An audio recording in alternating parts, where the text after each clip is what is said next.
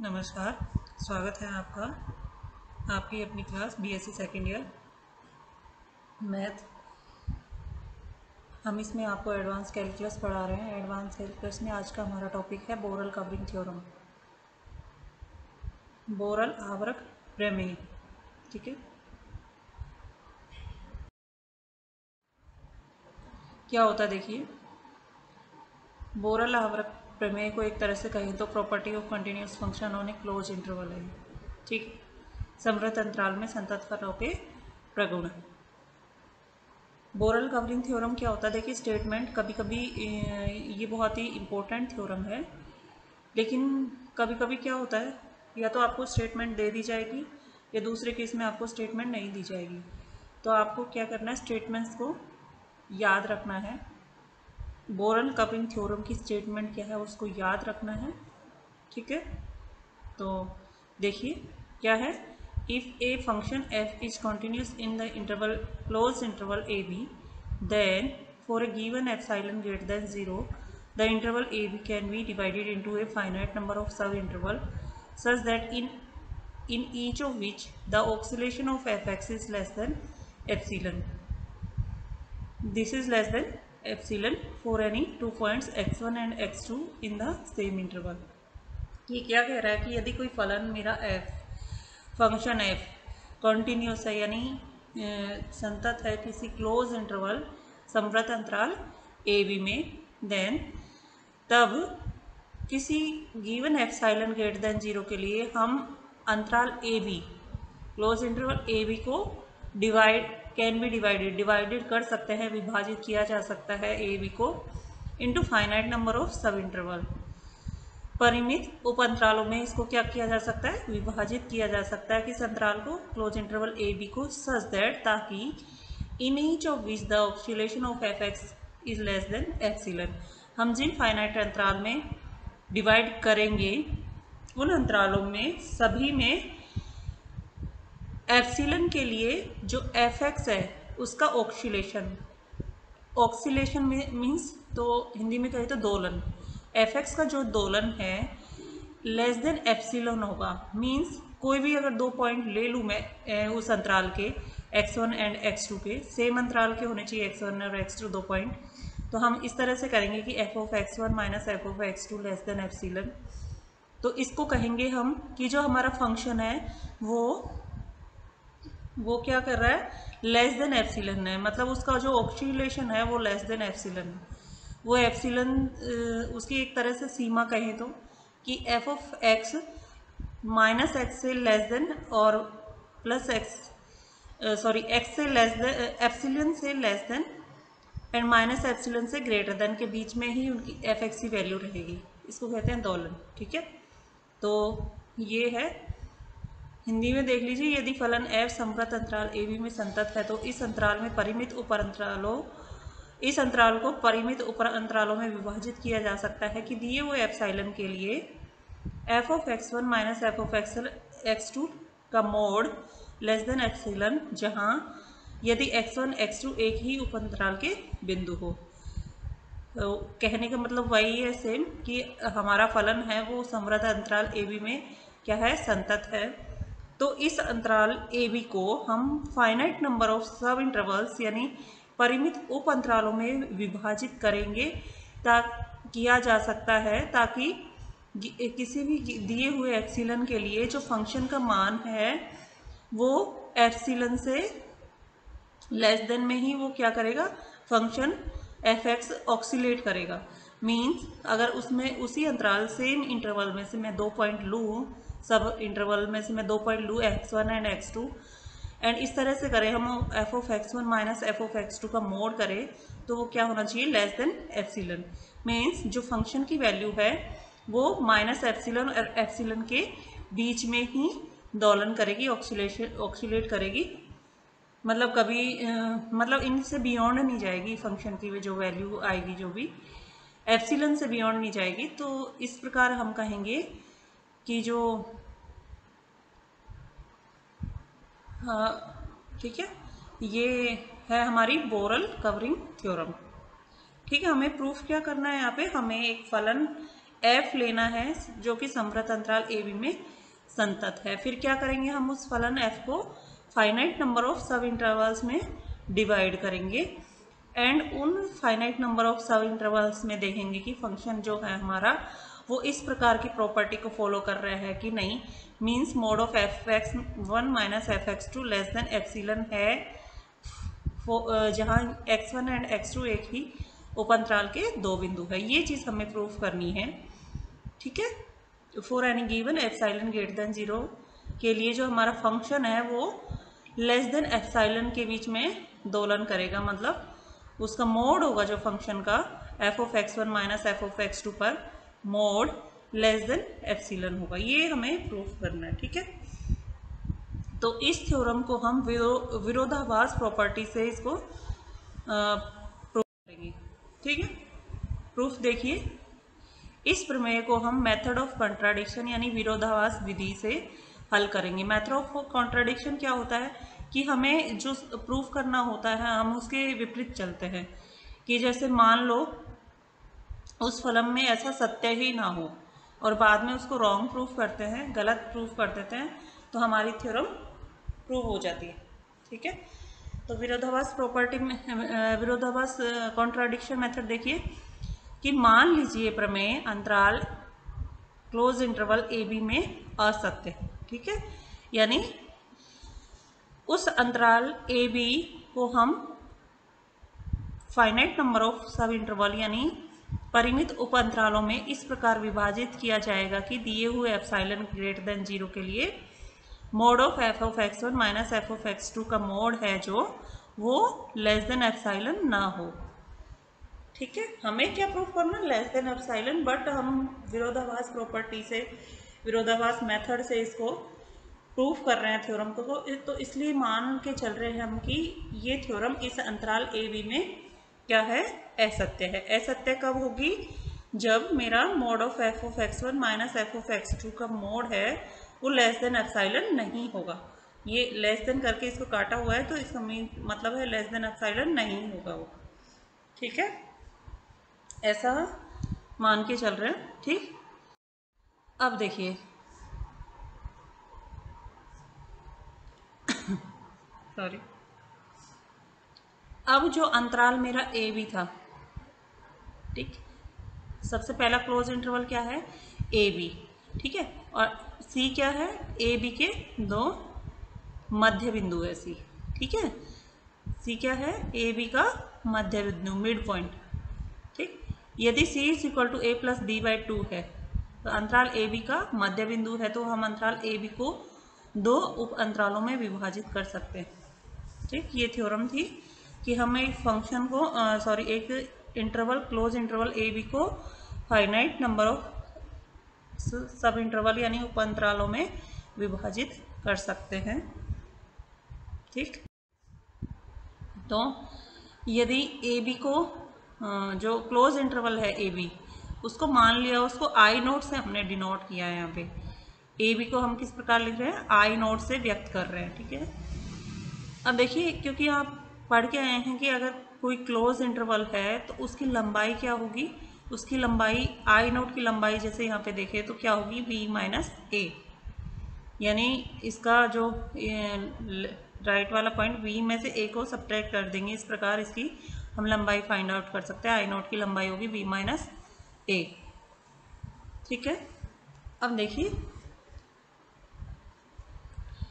अब A B को दो उप अंतरालों में विभाजित किया जा सकता है, ए सी एंड सी बी, ठीक। ये इससे पहले हमने दिखाया था, ड्रॉ करके एक लाइन ड्रॉ करके दिखाई थी, सी उसका मिड पॉइंट था। तो हम ए बी अंतराल को दो उप अंतरालों ए सी एंड सी बी में विभाजित कर सकते हैं, ठीक है। जहाँ सी क्या है, अंतराल ए बी का मिड पॉइंट है, मध्य बिंदु, ठीक। जो कि प्रमेय अंतराल ए बी में सत्य नहीं है, हम ये मान के चल रहे हैं, विरोधाभास प्रॉपर्टी है ये कि जो हमारी प्रमेय है, थ्योरम है, वो इंटरवल ए बी में सत्य नहीं है, यानी वो थ्योरम हम उसको सत्य मानकर नहीं चल रहे, ठीक है। असत्य है ऐसा मानकर चल रहे हैं। असत्य है तो ए बी में असत्य है, तो या तो इन दोनों subinterval a c and c b में असत्य होगी, या किसी ना किसी एक इंटरवल में असत्य होगी। इनमें से दोनों इंटरवल में से किसी न किसी एक इंटरवल में असत्य होगी। तो यहाँ लिखा भी है, देखिए, दिस इम्प्लाइज दैट प्रमेय उपअंतरालों ए सी व सी बी में दोनों में ही या किसी न किसी एक अंतराल में असत्य है। ठीक है, ये हो गया। अब देखिए, हम ये मान के चल रहे हैं कि किसी न किसी एक अंतराल में अगर थ्योरम असत्य है तो वो एक अंतराल मान लीजिए कि मान लीजिए प्रमेय अंतराल सी बी में असत्य है। ठीक है, इस अंतराल सी बी को हम I1 से व्यक्त करेंगे। जिस प्रकार ए बी को हमने I0 से लिखा है, उसी प्रकार सी बी में अगर हम असत्य मान के चल रहे हैं तो सी बी को I1 से व्यक्त कर दिया। ठीक है, तो सी बी को क्या लिखा मैंने, I1, और I1 की अब लंबाई फाइंड आउट करेंगे। तो I1 की लंबाई क्या होगी, बी माइनस सी, एंड सी की वैल्यू क्या थी, सी की वैल्यू पुट आउट कर देंगे यहाँ पे, a प्लस बी बाई 2 थी। ठीक है, तो b minus a plus B by 2 करेंगे जब हम, तो हमारा रिजल्ट क्या बन के आएगा, b माइनस ए बाई 2। ठीक है, सॉल्व करके क्या आएगा, I1 की लंबाई b minus a by 2। Okay, अब क्योंकि I1 क्या है, c, b, तो इसको भी हम, जैसे I0 को हमने दो उपअंतरालों में विभाजित किया था, उसी प्रकार हम I1 को भी दो उपअंतरालों में विभाजित कर सकते हैं, इसका मिड पॉइंट लेकर ये। ठीक है, तो देखिए, पुनः अंतराल I1 is equal to c b को हम दो समान उपअंतरालों में विभाजित कर सकते हैं। ठीक है, समान उपअंतरालों में विभाजित कर सकते हैं। C1 क्या है, यहाँ पे CB का मिड पॉइंट ले लिया हमने। ठीक है, C1 क्या ले लिया, C और B का मिड पॉइंट। अब कैसे CB को विभाजित करेंगे, एक अंतराल ये हो जाएगा C1 एंड दूसरा C1B। ये लिखा हुआ है, आता है CB को C1 तथा C1B में विभाजित कर सकते हैं। अब क्योंकि मेरा जो प्रमेय था वो CB में क्या हमने माना था, उसको असत्य माना। CB में असत्य होगा तो इसके उप अंतरालों में या तो दोनों में या किसी ना किसी एक में तो असत्य होगा ही होगा। ठीक है, हम देखिए, प्रमेय इन उप अंतरालों C1 तथा C1B में से कम एक अंतराल में सत्य नहीं होगा। फिर से मान लो किसी ना किसी एक अंतराल में कौन सा मानोगे, C1B माना मैंने, ये वाला C1B में थ्योरम क्या है मेरी, सत्य नहीं है, यानी असत्य है। अब C1B में असत्य मान लिया तो C1B को किससे फिर डिनोट कर दिया, अगेन I2 से। ठीक है, जैसे CB को I1 से किया था तो C1B को किससे डिनोट किया मैंने, I2 से। फिर से हम I2 की लेंथ निकालेंगे, लंबाई निकालेंगे, तो B माइनस C1 करेंगे, एंड देन C1 की जो वैल्यू इससे पहले उसमें आई थी B माइनस ए बाई 2, वो वहाँ पे पुट कर देंगे, जाएगा I2 की लंबाई।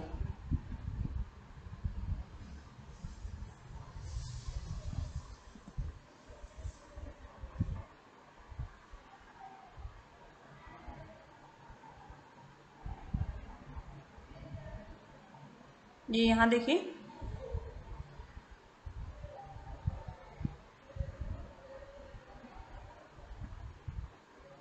ये यहाँ पे I2 की लंबाई क्या है, B minus C1, and C1 की हमने वैल्यू पुट कर दी जो पीछे आई थी। C1 क्या था, B C का मिड पॉइंट था, तो C1 की वैल्यू क्या आएगी, B प्लस C बाई 2। ये हमने C1 की वैल्यू रख दी, B में से सब्ट्रैक्ट किया तो ये क्या आ गया, देखिए 2B minus B minus C by 2, तो ये क्या आएगा, B minus C by 2। Then 1/2 into B minus C, then C की वैल्यू अगेन पुट करेंगे। C की वैल्यू क्या थी, A प्लस बी बाई 2 थी, तो B minus a plus B by 2 अगर करेंगे हम सॉल्व तो ये आएगी इसकी वैल्यू। B माइनस C की वैल्यू क्या थी, B minus a by 2, and बाहर 1/2 है तो 2 इंटू 2 2 का होल स्क्वेयर, यानी I2 की जो लंबाई आएगी वो क्या आएगी, B माइनस 1/2 का होल स्क्वायर। ठीक है, ये आ गया अपने I2 की लंबाई क्या आई, b माइनस ए अपॉन 2 का होल स्क्वायर। इसी प्रकार हम I2 अंतराल को दो समान उपअंतरालों में विभाजित करेंगे तथा प्रमेय उनमें से कम एक अंतराल में असत्य होगा। इसी प्रकार करते जाएंगे, जैसे I2 को I3 में दो सब अंतराल में डिवाइड करेंगे, किसी ना किसी एक अंतराल में तो थ्योरम असत्य होगी ही होगी। जिस अंतराल में प्रमेय असत्य होगा उसकी लंबाई ज्ञात करेंगे एंड देन उसकी लंबाई I2 की आधी होगी। इस प्रकार समद्वि विभाजन की इस प्रक्रिया को हम क्या करेंगे, बार बार दोहराएंगे। दोहराने पर हमें समवृत्त अंतरालों का एक उपक्रम प्राप्त होगा। उपक्रम इस तरह से प्राप्त होगा, सबसे पहले हमें आई नोट, हमें पता था कि क्या था हमारा आई नोट, समवृत्त अंतराल ए बी था। ठीक है, उसको दो पार्ट्स में डिवाइड किया, हमने माना कि थ्योरम आई नोट में असत्य है, तो देन उसको अगेन टू पार्ट्स में हम विभाजित कर सकते थे, डिवाइड कर सकते थे। तो हमने दो बार पार्ट्स में डिवाइड किया, फिर एक अंतराल को हमने I1 नाम दिया, जिसमें हमने थ्योरम को माना था कि I1 में, एटलीस्ट I1 में तो थ्योरम असत्य है हमारी। देन आगे अगेन I1 को टू सब इंटरवल में डिवाइड किया था, क्योंकि थ्योरम I1 में असत्य है तो इनके दो सब इंटरवल में किसी ना किसी एक में तो थ्योरम असत्य होगी ही होगी। ठीक है, तो I1 को अगेन टू पार्ट्स में डिवाइड किया था, एक का नाम था I2 दिया था हमने, एक का नाम I2, उसमें भी हमने माना था कि I2 को अगेन दो सब इंटरवल में डिवाइड कर दिया और फिर हम इस प्रकार हमें एक उपक्रम यानी एक अनुक्रम यानी सीक्वेंस एक प्राप्त होगा हमें, जिस ऐसी सब इंटरवल्स का सीक्वेंस जिसमें हम मान रहे कि हमारी थ्योरम है जो वो प्रूव नहीं है, वो असत्य है वहाँ पे। ठीक है, ओके। अब आप देख सकते हैं सबसे बड़ा इंटरवल आई नोट था, देन अगेन I1 इसी का पार्ट था, I2 तो था जो I1 का सब अंतराल था, I3 I2 का सब इंटरवल था एंड सो ऑन। ठीक है, तो इस प्रकार आई नोट अपने अंदर कंटेंट करेगा I1 को, I1 अपने अंदर कंटेंट करेगा I2 को, I2 के अंदर I3 होगा, I3 के अंदर I4 and so on. Last में अगर IN तक जाते हैं हम तो इस IN छोटा होगा और IN के भी अगर पार्ट्स करो तो वो IN के अंदर कंटेंट हो जाएंगे। इस प्रकार ये अनुक्रम चलेगा। ठीक है, अब यदि मैंने माना था कि मेरा जो आई नोट था क्या है, सब अंतराल ए बी। ठीक है, सब अंतराल ए बी, तो सब अंतराल ए बी को देखिए, हमने ए बी को क्या लिखा था हमने, सॉरी ए बी तो ए बी ही था, अगेन I1 था मेरा जो हमने A1 B I1 किसका नाम था, C, V का, इस सब अंतराल का नाम I1 था। तो इसको हमने अगेन नाम दे दिया कि A1 B1 के इक्वल है। ये किसके इक्वल है, A1 B1 के इक्वल। ये बाय डिफॉल्ट C B का ही नाम लिख रहे हैं, C को A1 से रिप्रेजेंट कर रहे हैं और B को B1 से। तो I1 मेरा हो गया A1 B1। ठीक है, I2 क्या था मेरा, C1B था, फिर C1 is the mid point of CV। ठीक है, तो C1B था, तो C1B को अगेन रिप्रेजेंट कर दिया A2 B2 से। ठीक है, C1 को A2 से एंड देन B को B2 से। इसी प्रकार I3 ये था मेरा C2B, इसको रिप्रेजेंट किया A3 B3 से, सब क्लोज इंटरवल A3 B3 से एंड सो ऑन। अगर मैं IN की बात करूं तो वो क्या होगा, AN BN। ठीक, इस प्रकार हमने थोड़ा इजी वे में इसको करने के लिए हमने अगेन रिप्रेजेंट किया है इनको, AB A1 B1 A2 B2 A3 B3 AN BN। ठीक है, अब आप देख सकते हैं यहाँ पे कि जो I1 था वो I नोट का सबसेट था, सब इंटरवल था, I2 I1 का सब इंटरवल था, I3 I2 का सब इंटरवल था एंड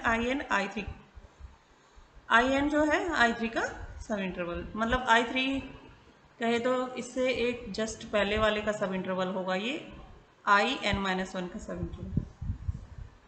ठीक है, अब यहाँ पे देखिए आप, जब हम इस इंटरवल को इस तरह से डिनोट करेंगे, ये मैंने रियल नंबर पे पूरा एक तरह से दर्शाया है यहाँ पे। ये पूरा पूरा इंटरवल ए बी ये मेरा आई नोट था, ठीक है।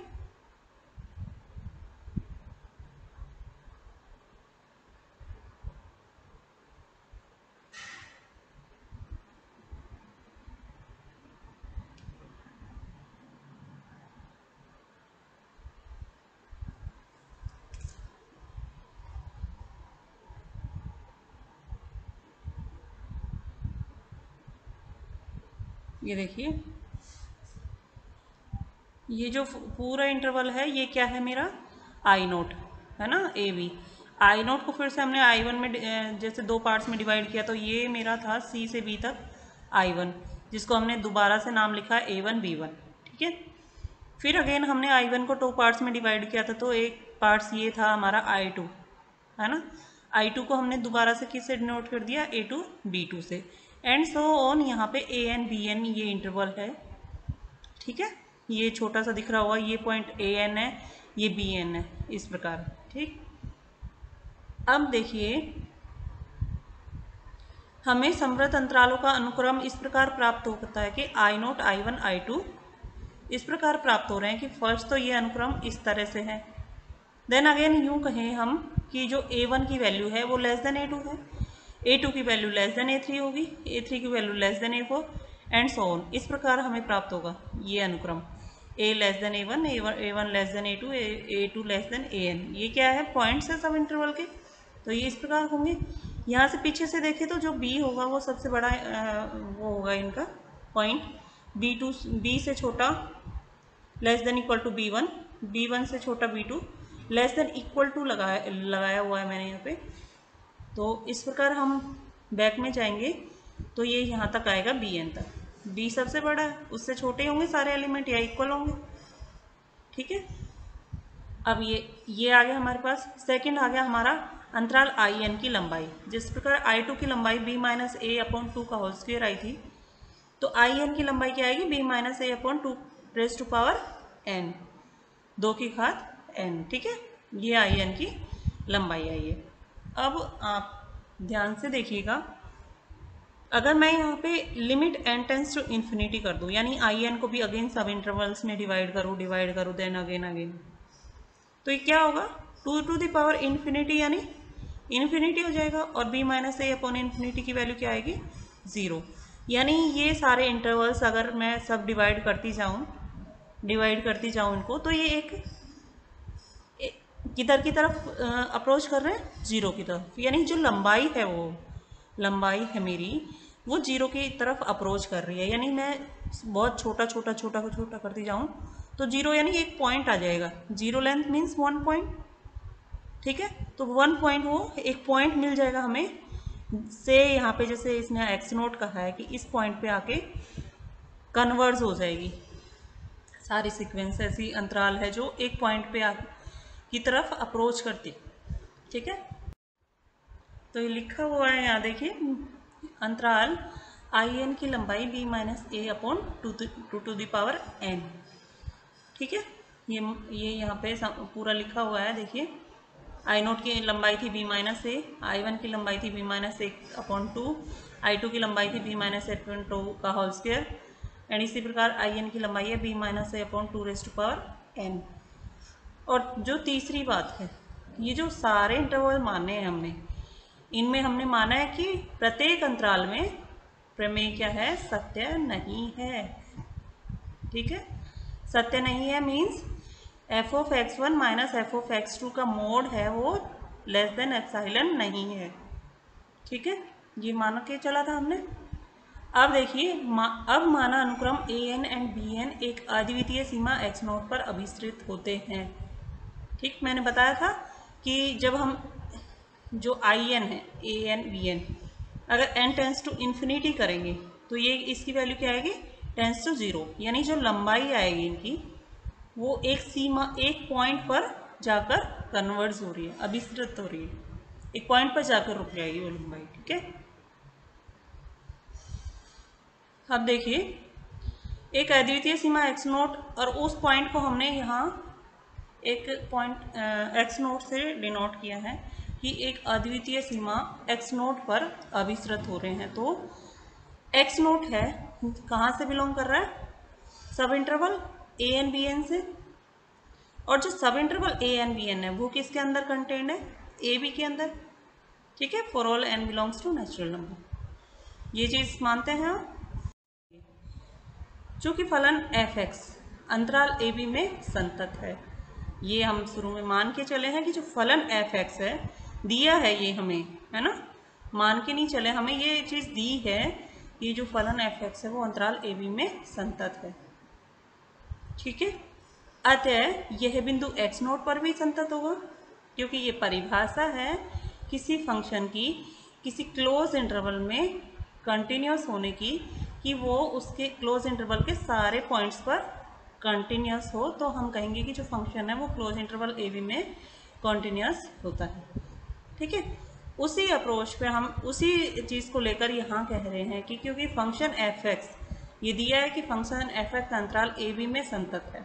संतत है तो सारे पॉइंट्स पर संतत होगा, संतत होगा तो बिंदु एक्स नोट पर भी ये क्या होगा? संतत होगा।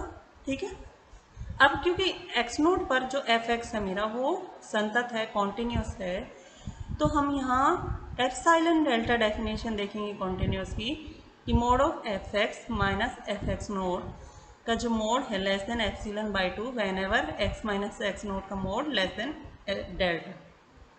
ठीक है, आपसे पहले आपको हमने कॉन्टिन्यूटी की जो डेफिनेशन पढ़ाई थी वो एट द पॉइंट ए पढ़ाई थी, और यहाँ जो पॉइंट ए है वो क्या है? यहाँ पे एक्स नोट। ठीक है, तो जो ए की जगह क्या रखना हमें? ये एक्स नोट। ओके, तो हम कहेंगे mode of F x minus F x note less than epsilon by 2 when ever x minus x nought का मोड लेस देन डेल। इस चीज़ का हम यूज़ करेंगे। अब हम n को इतना पर्याप्त बड़ा ले लें कि जो n है वो x नोट के नेबरहुड में, जो इंटरवल आई एन है वो x नोट के नेबरहुड का सबसेट बन जाए। x नोट का नेबरहुड क्या होगा? x nought plus del, x nought minus del. देखिए यहाँ से देखिए, आप यहाँ से देखिए ये x नोट बिंदु, ठीक है, ये क्या है आपका? x note. और हम डेल को मतलब n को इतना पर्याप्त बड़ा ले लें, इतना मतलब वो ले लें कि जो आई एन है मेरा एक्स नोट के, जो एक्स नोट का ये क्या है? नेबरहुड, सामीप्य। एक्स नोट का neighbourhood x nought minus del, x nought plus del, इसके अंदर कंटेंट हो जाए आई एन। इतना छोटा हम आई एन को लेंगे कि इसके अंदर कंटेंट हो जाए। ठीक है, अब आई एन इसके अंदर समा गया एक्स नोट के नेबरहुड के अंदर, ये देखिए यहाँ से। नेक्स्ट, अब यहाँ देखिए, सॉरी, अतः यदि x1 x2 belongs to I N हो, तो यदि मैं ये दोनों पॉइंट x1 और x2 आई एन से ही ले लूँ तो क्या होगा? ये दोनों पॉइंटों पे फंक्शन क्या होगा? संतत होगा। तो हम कहेंगे कि F of x minus f of x1 less than epsilon by 2 and F of x minus f of x2 less than epsilon by 2। ठीक है, ये कर लिया हमने। नाउ देखिए ऐसा क्यों हुआ, ये दोनों इक्वेशन क्यों आई, ये वाली एंड ये वाली इक्वेशन क्यों आई अपनी? क्योंकि मेरा जो फंक्शन था वो पूरे क्लोज इंटरवल ए बी पे संतत था, और ये जो तो पॉइंट लिए हमने x1 and x2 I N से लिए हैं, तो इन दोनों पॉइंट पर भी फंक्शन क्या होगा? मेरा संतत होगा। तो संतत की एप्सिलॉन डेल्टा डेफिनेशन हमने यहाँ पे लगा दी। अब हम आपको यहाँ पे आप कहोगे कि एप्सिलॉन होना चाहिए, लेकिन हमने हम अपनी मर्जी से एप्सिलॉन की वैल्यू कितनी भी स्मॉल दी हो हमें, उसके लिए हम यहाँ पे एप्सिलॉन बाई 2 का यूज़ कर रहे हैं। ठीक है, आगे देखिए, इसका भी एक पर्पज है लेने का कि एप्सिलॉन बाई 2 हमने क्यों लिया। अतः हमें प्रूफ क्या करना है? Mode of x1 minus f of x2 मेरा लेस देन अगर एप्सिलॉन आ जाता है तो जो हमने माना था कि असत्य है वो सत्य हो जाएगा। ठीक है, तो देखिए mod of f of x one minus f of x two ये लेके चल रही हूँ। इसमें क्या किया मैंने, एक value F of x not को सब्ट्रैक्ट कर दिया एंड ऐड कर दिया। सब्ट्रैक्ट और ऐड करने से उस पर फर्क नहीं पड़ेगा। ठीक है, कोई फर्क नहीं पड़ेगा क्योंकि ये तो फिर से इससे कैंसिल हो जाएगा, देन अगेन वही रह जाएगा हमारा f of x one minus f of x two का मोड।